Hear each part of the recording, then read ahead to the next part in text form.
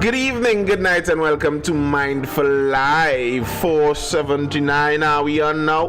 Yo, Aaron Goku, TGIF. Yeah, man, what's the good? Raw Talk didn't get to file her nomination. Oh no. So unfortunate. So very, very unfortunate.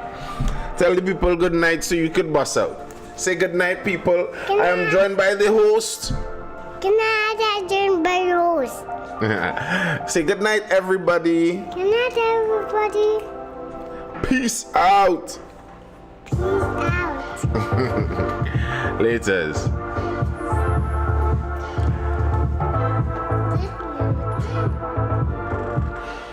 Yeah. Welcome. Good night. Once you're on the inside, make sure you hit that like button. It is 10:16 p.m. in the beautiful Twin Island Republic of Trinidad and Tobago, the 4th of the 4th. We're into the 4th month already. Imagine that. The 4th month is already running away from us. But we're here nonetheless, and we're looking to talk politics today, of course. It's a lot of politics in the air as it's countdown to election season. Well, it is election season, countdown to elections itself. Soon come. It's SEA exam on 1 week. Then we have that Easter holiday period. And then right as we come out of Easter, bam, election straight in your face. So yeah, it's right there. And let's see some of the news and stories surrounding this and around this. As per usual, once you're on the inside, hit that like button. Double tap the screen out there on TikTok. That's how you hit the like button there. It really gets the algorithm knowing what's the good stuff, stuff that they should be pushing out some more. Send it out to some more people. So hit that like button. If you are looking at this live on YouTube, please do hit that like button too. Allow the like button to feel your presence. Drop a comment over on YouTube. Let me know what you think about it all. Make sure you're subscribed. Nathan Springer over there. Be sure to subscribe. As usual, I regularly leave out this piece because I forget, but as usual, this is brought to you all by Mindful Education, the educational institution that I run. That's if you're looking for classes for all the way from early primary all the way up to late secondary. We do most of those CXC and CAPE subjects. Private tutoring one-on-one if you're interested in some extra help. If you are looking for full-time on the go homeschool style classes, we do that also. Have you ever considered getting into politics? Well, I am in politics here. Politics refers to the affairs of the polity, the people, and that's what we talk about right now, the affairs of the people. So in some way, one way or the other, this is politics. Even though, yes, I know this isn't exactly what you meant, but nonetheless, it is politics.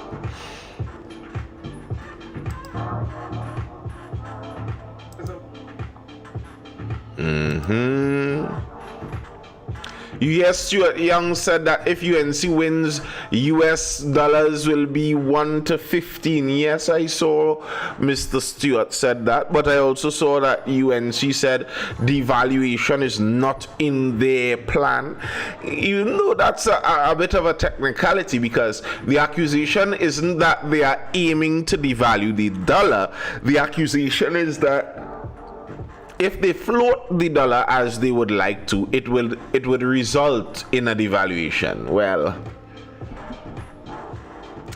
I don't know. We will see if they win, that is. Let's dive into some politics. Hey, I have my keys functioning. Patriotic Front, NTA deny PNM funding parties to split opposition votes. The accusations are flying. Two of the third-party forces contesting the 2025 general election have dismissed opposition claims that smaller parties are being funded by the PNM with the sole purpose of splitting votes in the April 28th general election. Where can I get the Mindful Cap merch, bro? Just message me and we have all that merch, cap, t-shirt, everything. It's there. Message me if you're interested. Yes, I know floating of the dollar is in their plan, but they're saying that devaluation is not in their plan, and that's a kind of technicality, I think, because what is being alleged is the floating will result in that devaluation. PNM do spend money that have to be a lie. Asserting the accusations are baseless, political leader of the National Transformation Alliance, Gary Griffith, and Michaela Pandey, who leads the Patriotic Front, on April 3rd challenged the opposition to produce the evidence or stay silent. Dr. Rudal Munilal, the UNC candidate for Oropouche East, speaking on a platform in Chaguanas East on April 2nd in support of candidate Vandana Mohit, accused the PNM of putting money in one or two of these parties to split votes. Oh, shifty. What is the word? There's no room for a third, fourth, or fifth party. We have proper parties, and as they say, pop-up parties, and some of them are being sponsored by the PNM. Assured of a UNC victory, he ventured, even PNM money can't split the votes. Without wanting to undervalue himself or other candidates in the election race, Munilal asserted that the real purpose behind voting is for a prime minister to lead the country. Here's the thing, I don't like the split votes talk. I don't like the split votes talk. Let me tell you part of the problem I have with split votes conversations. Speaking of split votes, split votes seem to come with the assumption that these votes all belong in a certain area. That all of a certain group of votes belong to a certain group of people. So that if you're splitting the vote, you're splitting a group of votes that belong together. That isn't the way the electoral politics is supposed to run. Each vote is supposed to be based on the individual's interest. What the individual thinks would best serve them and best serve their country and their family and their circle. You can't choose what's best for you if all your votes are sold to a group already.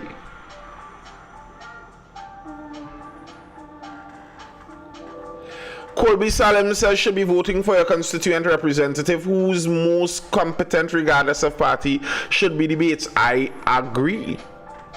Supposed to be is the key thing you said. Yes. I know. But in the conversation of splitting votes, that's something that people need to keep in mind also. That no, your votes don't belong to anyone. Your votes aren't split by you choosing to vote who you think is best suited to run the country. That's not splitting your vote, because no one owns your vote unless you sold it, and I didn't know. I mean, if you sold it, you sold it. That's up to you and the person who bought it and the legality of all of that. But there's no splitting of the vote. And the as they like to speak of, the words they like to say in politics, the scare tactic of talking about splitting votes is just that, a scare tactic. And if you're buying into the scare tactic of the splitting of the votes, then you're never going to get change. You're never going to get change. Colby Salem says people vote for party, not rep, and that's 100% true. That's why I really didn't like what the opposition leader did in this last election here, where she waited until the last minute to pelt out a set of names for representatives. To me, what that screamed out loud is that whoever the representative is doesn't matter. Don't worry about the person in the jersey. Just make sure they're wearing the right jersey. That's the kind of politics that spoils our politics. That's the kind of campaigning that spoils our politics, forces our politics into the tribal setup.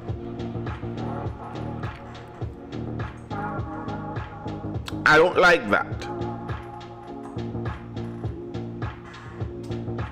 Neither NTA nor Patriotic is fielding a full slate of candidates, but they have strategically placed candidates in marginal seats and opposition strongholds. Pandey said Munilal's claim is not new, as he has been making that accusation for the past 10 years. That is nothing more than a weak attempt to discredit alternative voices. It says a lot when you must resort to baseless conspiracy theories to justify your party's declining support. She challenged Munilal. If you have evidence of PNM financing anyone, including in your own party, you should bring it forward. The Patriotic Front cannot be blamed for any party's failure to inspire confidence or for any party hemorrhaging support. She called for a debate on all matters of national importance, and Ms. Pandey, I am in full agreement with that. I am 100% in agreement with this. Let's debate it. Debate all of it on a public stage. Let's see who could speak on this on the fly. I'd like to see that. I may have my assumptions of how I think such a debate would go, but I would like to see it. Stuart Young, Gary Griffith, Michaela Pandey, Kamala Prasad Bisesa,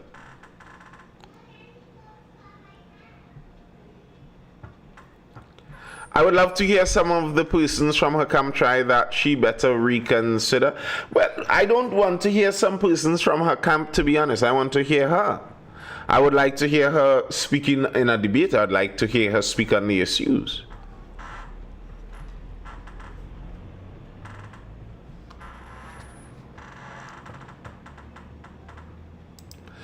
Some of UNC's promises, let's go through that. There are many campaign promises jumping out here. Opposition 100% attempting to get a vote out because the 2 or 3 policies they proposed are unrealistic. Well, that's the opposition's advantage, really and truly. The opposition kind of always has that advantage where, because they are pelting stones at those in the position, they always have the advantage of vote out the bad people. The bad people are doing bad things, while not necessarily having to identify what the good things they are going to do would be.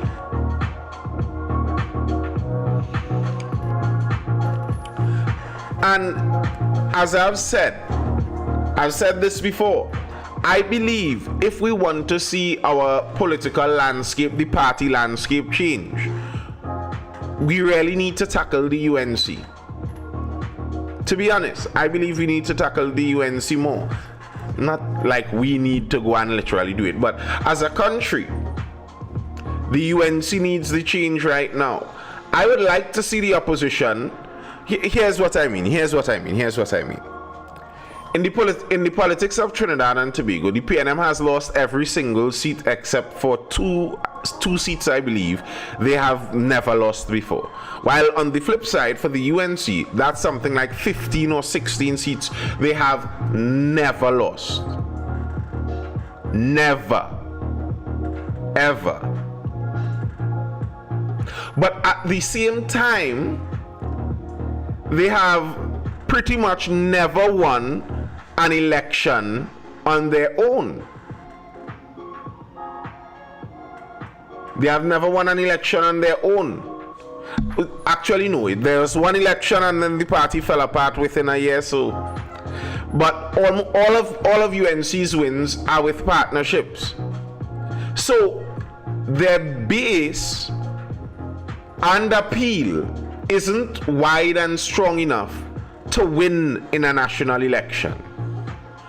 But their base is so strong and unmovable that it makes it nearly impossible for a third party to really get in there.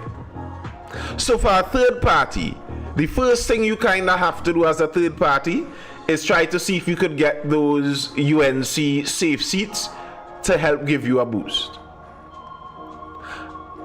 I think it would benefit the country greatly if there's no seat in the country that any party thinks is 100% safe.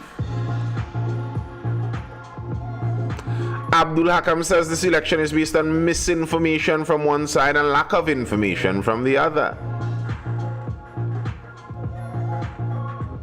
Yeah, I know what you mean, Shiloh. I know what you mean.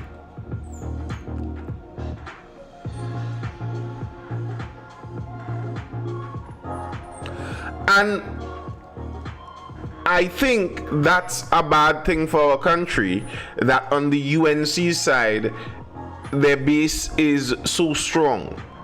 It makes it, that's why things like Mrs. Prasad Bisesa is a creation of an overly strong base. Well, I know, Kerry Trim, I'm talking wishfully here, but Mrs. Prasad Bisesa is a creation of an overly strong base. You lose governance in 2015, lose your attempt to take it back in 2020, even after PNM did the so unpopular thing of closing Petrotrin, or restructuring as they may put it. And yet still, you're still here coming again in your 70s to offer yourself as leader.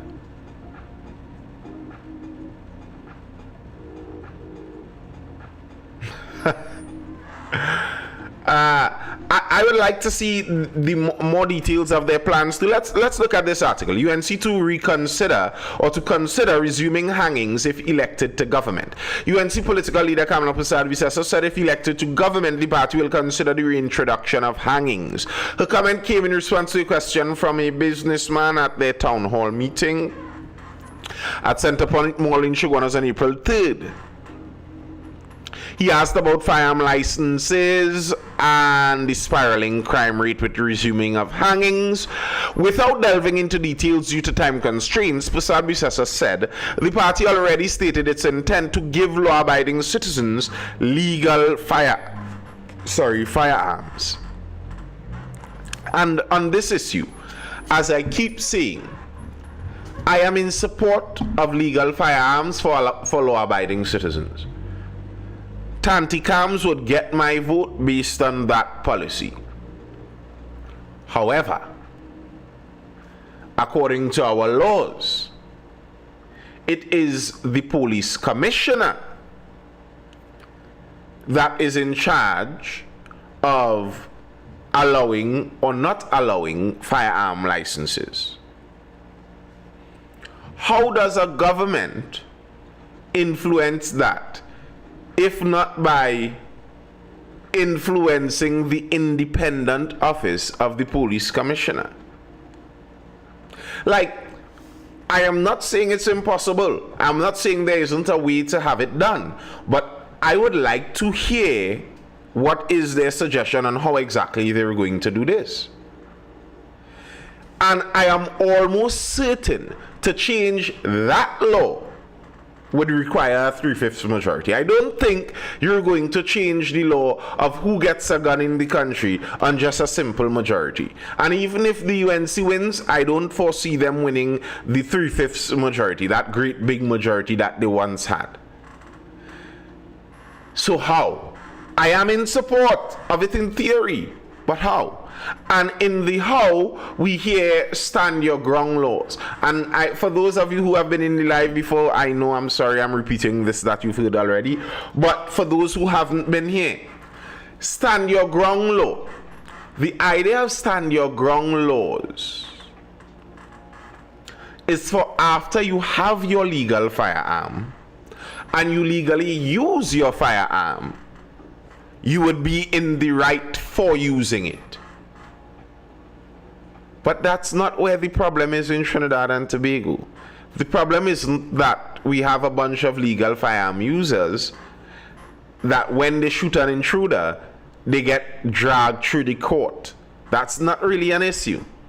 So, I don't see it either, Abdul. Beside even the willpower, I don't think they have the willpower to do it.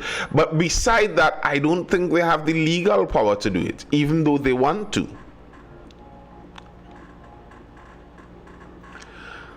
On the other issue, Prasad Bisasa went on, it is something that a former UNC government, we had put it into place, but the then PNM never supported. It is something that we can again consider. According to media reports, the UNC unsuccessfully tried to bring back the death penalty with the hanging bill.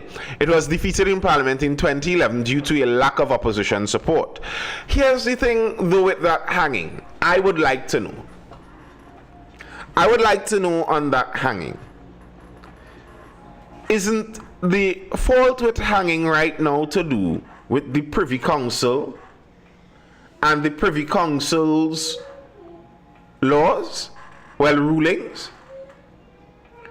The Privy Council, which we are under, is what stops us from hanging, because the death penalty and hanging is in our law books currently. And here's the interesting thing with that. I am not 100% certain where I fall on the Caribbean Court of Justice versus Privy Council issue. Maybe if you're tempting me with a local Supreme Court, maybe. But I don't know. I'm not 100% sure which side I lean on. But I am 100% sure which side the UNC leans on. The UNC is for the Supreme Court. The UNC is fiercely in support of retaining the Supreme Court. So the ruling that stops us from hanging is going to remain over us. And not only must the final court rule it, but it must happen in quick time. That the main issue, it has to do with the time constraints. And then because of the nature of our judicial system, basically all capital murder cases will take a long period of time and extend past the time that it's going to be cruel and unusual to keep the person on the death row.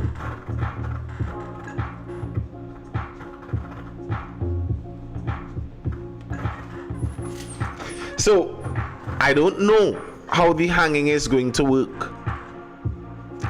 The UNC distributed a 60-point crime manifesto outlining its initiatives to combat the scourge if elected. It includes passing stand your ground legislation, making a home Let's go through this. And I mean, this is what we do, be critical. So let's go through this with a critical eye. Stand your ground legislation, which I do not think is a problem right now in Trinidad and Tobago.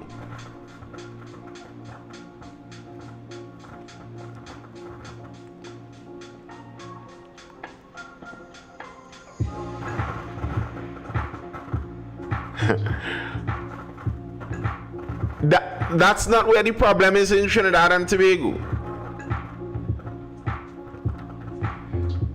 No one is being prosecuted for defending themselves. That's not where the problem is at. So, not that I am against stand your ground legislation, but I don't know how that changes the present situation. Making a home invasion offense. Home invasion is already a crime.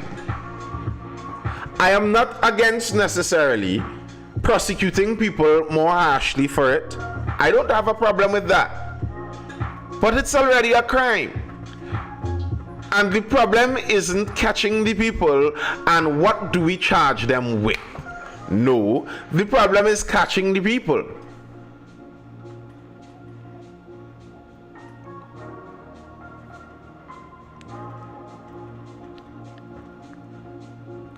So if we aren't catching the home invaders, you could promise them, you could name a charge as long as the dictionary itself for them.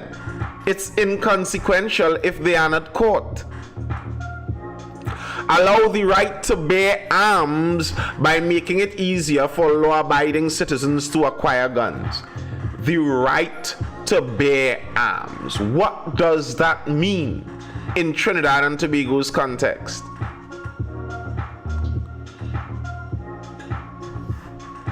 What does that mean in our context?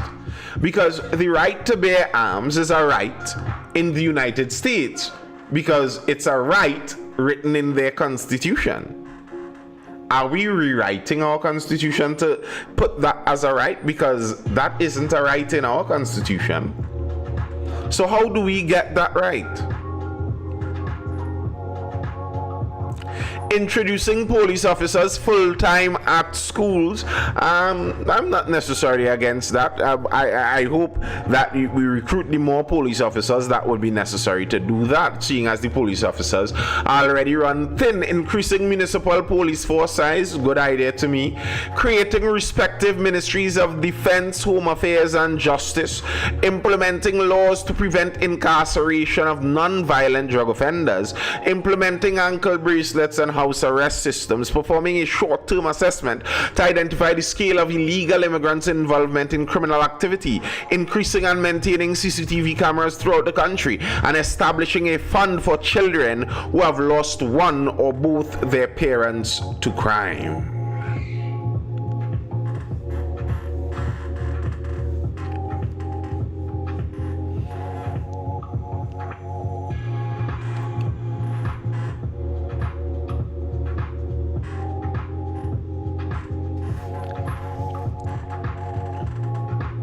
Personal opinion: independent authority to police the police internal affairs plus harsher penalties. I love that idea. If you're not guilty, why would you be afraid of the harsher penalties? It's just for the guilty. These young desert police training is only 4 months. Desert police. But most people don't think or understand these things. They just think it sounds good, so yes, you might vote. Yeah, some people don't think. Or Zessa police, well, oh gosh. You know my view on the Zessa police and them.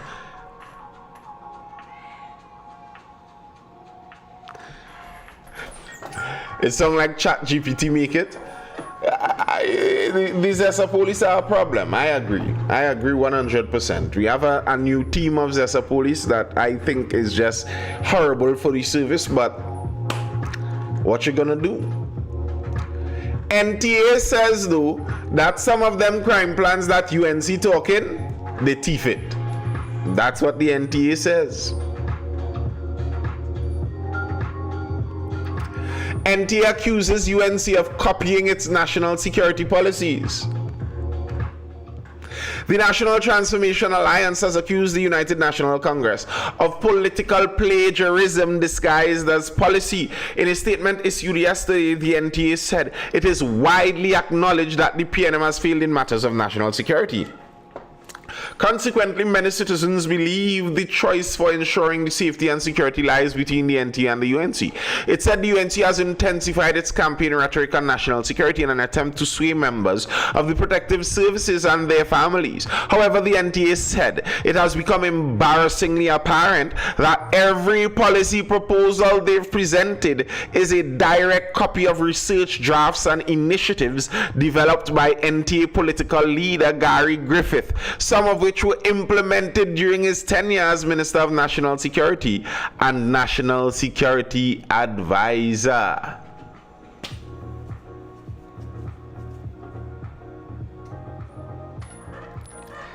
Gary said, "It's my plans. They're stealing my plans." Paul Duncan, I'd love it.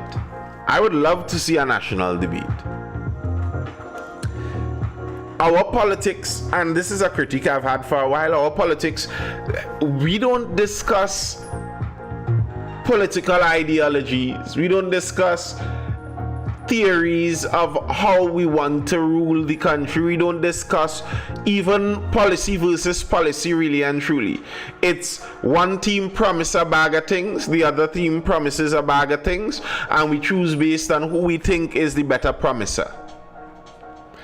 A debate will kind of level some of that, I think, or should.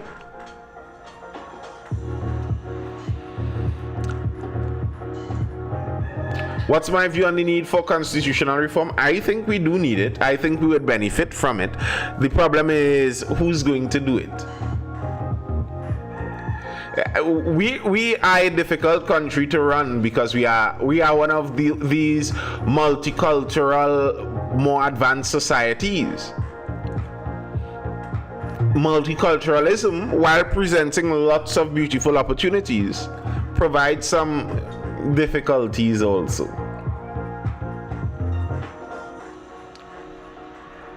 So, yeah, reform the constitution, but who is going to do that? Who is going to be the one given the authority to write a brand new constitution for the country?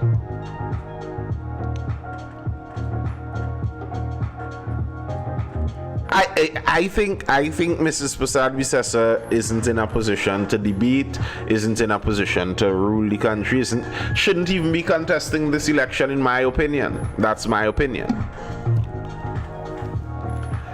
Tanti should have left the UNC 2 years ago even.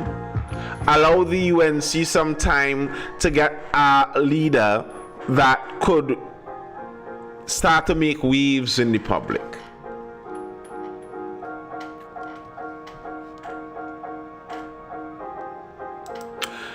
Economists question feasibility of opposition's 10% wage promise. 3 economists have warned that the opposition's promise to start public sector wage negotiations at no less than 10% might not be financially viable. PSA President Felicia Thomas made the pledge on Saturday night when she spoke on a UNC platform in Sangre Grande. She also announced the party's plan to retain all employees at WASA, rejecting a cabinet subcommittee's recommendation to reduce staff to tackle corruption, political patronage, unaccountability, and mismanagement. Who wants this?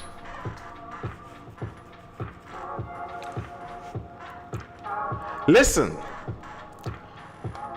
I think even a large enough number of public servants understand something like this is insane.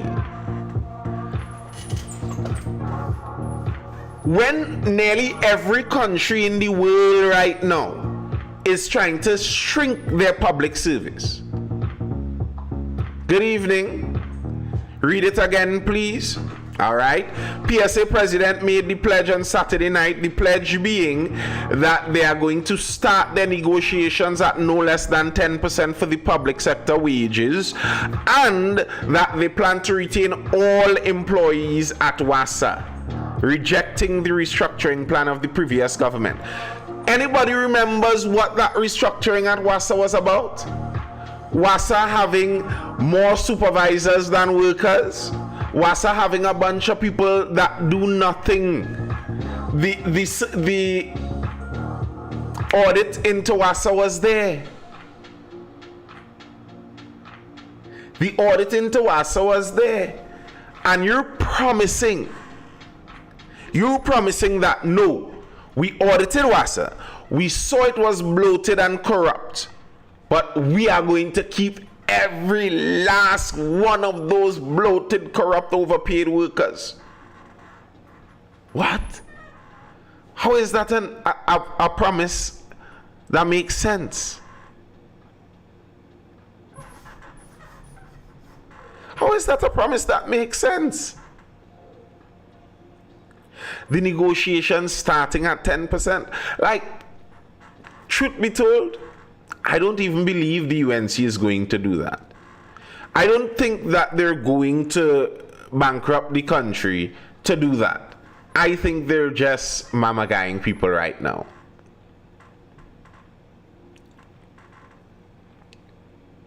Weighing in on the issue, former minister in the Ministry of Finance, Mariano Brown, accused the opposition of attempting to use the treasury to secure votes. This would be akin to spending your money before you had received it, which is not a very practical or very sensible thing to do. What I can say is it's a political promise. It's an attempt to win favor with a share of the electorate. I guess the rule is when you're in your position, you catch more flies with honey than you catch with vinegar.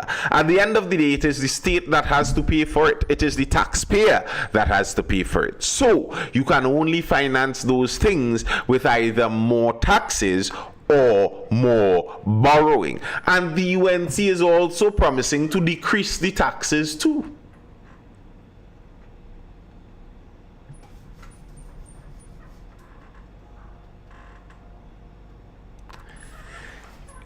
If you're going to increase wages starting at 10%,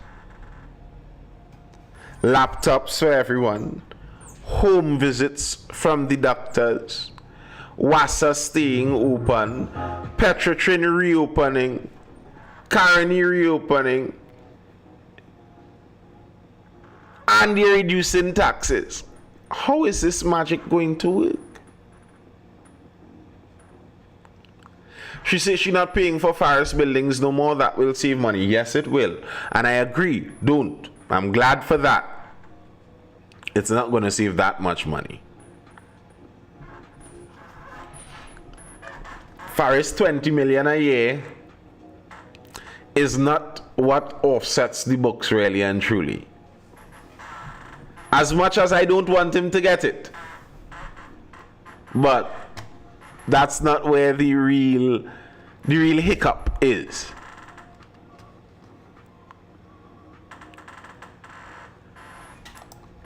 Abdul Hakam, you on the inside, boy? Hear this story. This one is for you, bro. Astra distances itself from Imam's criticism of Stewart and Kamla. The Astra has moved to distance itself from claims by Imam Kazim Ali that Prime Minister Stuart Young's interaction with female members of the Islamic faith on Monday during the Eid celebrations in San Fernando were unethical and disrespectful. Ali, who is the chairman of the Imams Council and also a member of Astra, yesterday issued a voice message condemning what he claimed was the blatant disrespect for Islamic rules related to the interactions and touching of Muslim women and men who are strangers showed by PM Stewart and Kamla yesterday. It is a disgrace to think PNM and UNC feels Muslims are fools and can be manipulated. Cute bicep, all right?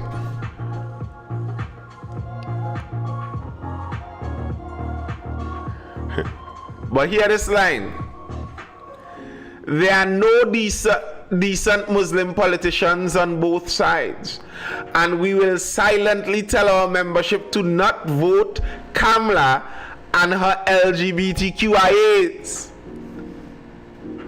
and stay far from Stuart Young's disrespect.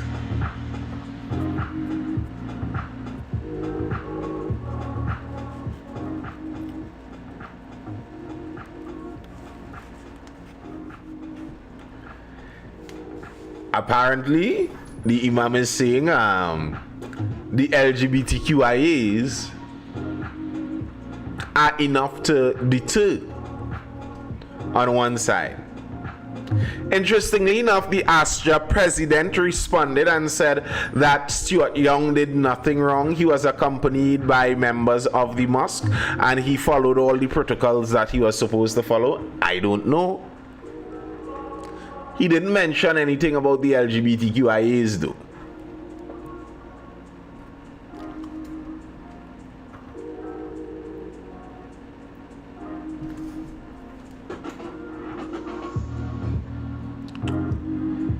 Hey, I hear Michaela coming in my seat, boy.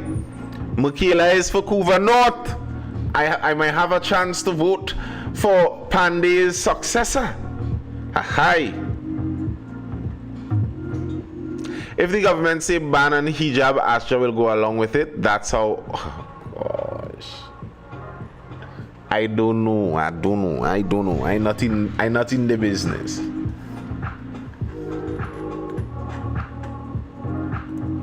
And what you all say, what you all think about the money for the divers?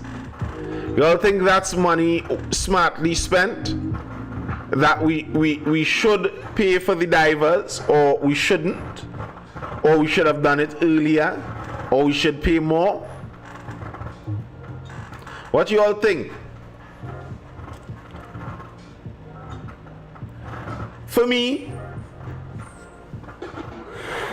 I wonder about the precedent of this.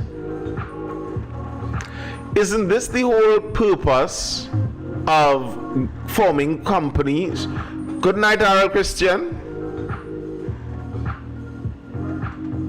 $1 million per family. The purpose of forming a company is so that the company could hold the liability for you. So what sense does it make the government form the company, and when there's liability to be had, the government is still being held liable, as it were? And if it's on the companies, shouldn't these companies that work in dangerous environments have insurance?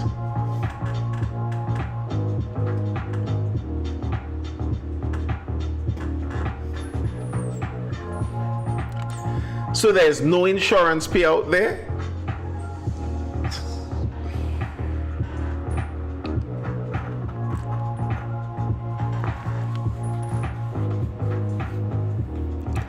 If you open a company and there's an industrial accident, the reason it's a company with limited liability is it kind of protects you. So why isn't our government protected from having to pay that extra money?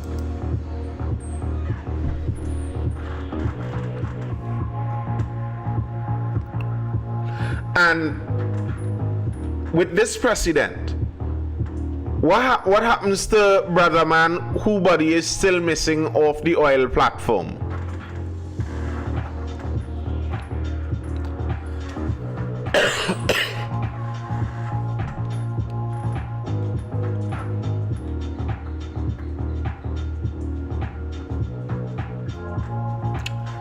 So, brother man who went missing off the platform very likely died, and his wife recently had another child after he went missing. His family has to get $1 million too.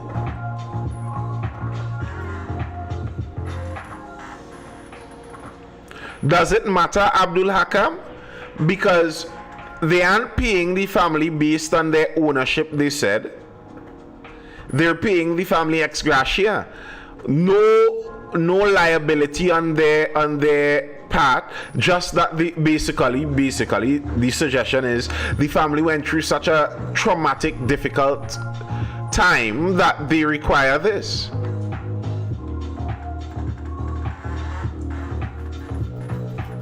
I am kind of the company supposed to pay that view too. Even if the company is was it Heritage or Paria? Paria. Even if the company is Paria and it still comes out of the state money, basically, at least let it be through the guise of a company.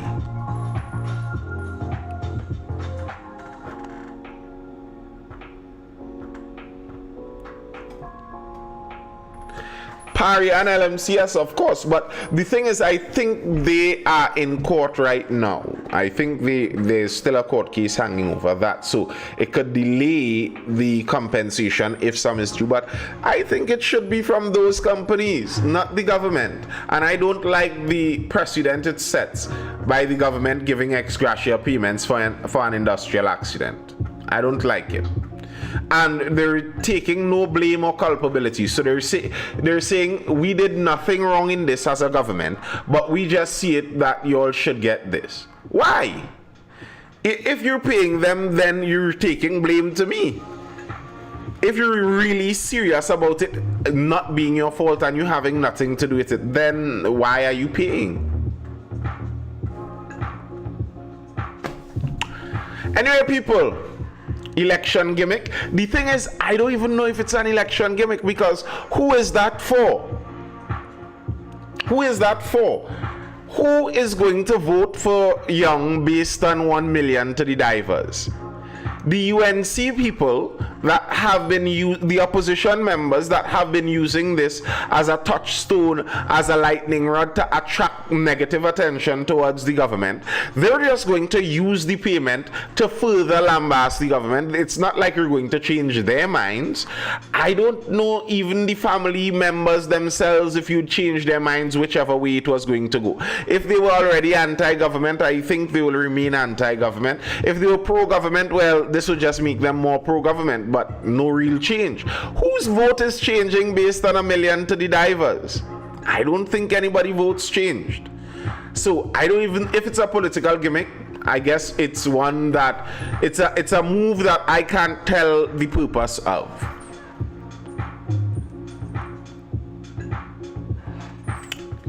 All right, well, Services Petroleum Company owned that platform.